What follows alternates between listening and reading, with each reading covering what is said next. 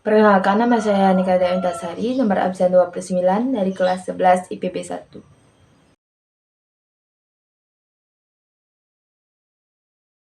Ki Bagus Hadikusumo adalah seorang tokoh BPPKI.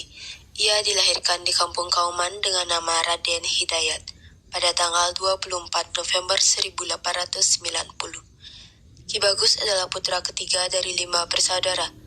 Raden Kaji Lurah Hashim, seorang abdi dalam putihan atau pejabat agama Islam di Keraton Yogyakarta, dan beliau juga merupakan tokoh Muhammadiyah yang membawa peranan penting untuk Muhammadiyah.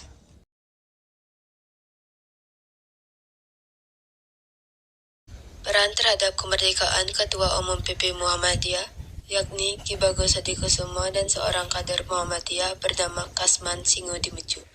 Selain itu, Bung Karno atau Soekarno, Presiden pertama Republik Indonesia, dan Profesor Abdul Qahar Muzakir serta Sukiman Wiryo Sanjoyo merupakan anggota Muhammadiyah. Peran Ki Bagus Hadikusumo selama masa penyesuaian ulang Piagam Jakarta menjadi Pancasila sangat besar. Ki Bagus Hadikusumo merupakan tokoh Islam yang sangat penting selama masa konsolidasi konstitusi Indonesia. Ia setidaknya terlibat dalam 2 hal selama menjadi anggota BPUPKI atau Badan Penyelidik Usaha Persiapan Kemerdekaan Indonesia dan PPKI. Pertama, berkaitan dengan wacana negara berdasarkan Islam, yakni tawaran negara yang mengadopsi nilai-nilai Islam bersama perwakilan Muslim lainnya. Kedua, berkaitan dengan perumusan Piagam Jakarta dan Pancasila, memperjuangkan konsep negara berdasarkan Islam adalah upaya konstitusional pertama untuk mempraktikkan politik Islam, meski tidak bisa dilakukan karena Ki Bagus Hadikusumo dan pemimpin organisasi Islam serta masyumi lainnya memaklumi pentingnya nilai keragaman. Misi ini tetap berhasil sebagai etika publik Islam yang toleran, moderat, dan inklusif. Berkaitan dengan itu, Ki Bagus Hadikusumo juga berperan penting menentukan narasi sila pertama dan Pancasila. Ki Bagus Hadikusumo, Ketua Umum Pengurus Besar PP Muhammadiyah, merupakan anggota PPKI yang menghendaki dimasukkannya persuasi kewajiban menjalankan syariat Islam dalam sistem konstitusi negara. Ki Bagus Hadikusumo merupakan figur karismatik yang disegani oleh kalangan Muslim dan kalangan nasionalis.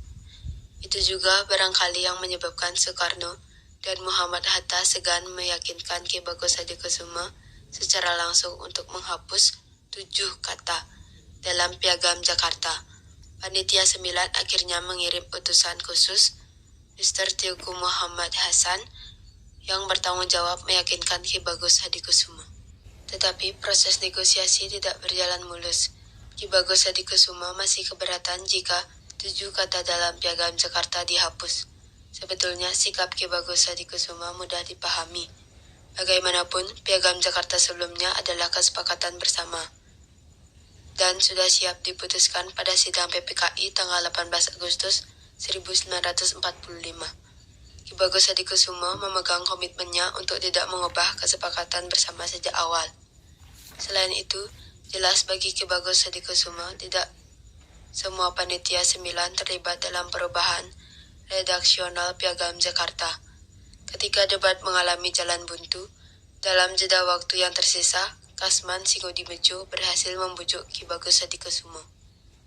Ki Bagus Hadikusumo selama proses perumusan Pancasila merupakan bukti bahwa umat Islam terlibat partisipatif pada masa konsolidasi kebangsaan pertama. Bagi Muhammadiyah, Ki Bagus Hadikusumo merupakan teladan praktik hidup berbangsa. Ia telah memberikan petunjuk bagaimana mengamalkan Islam dalam kerangka kehidupan berbangsa dengan komunitas majemuk. Ia pula memberi fondasi pertama bagaimana Muhammadiyah masuk dan menghormati kemerdekaan Indonesia.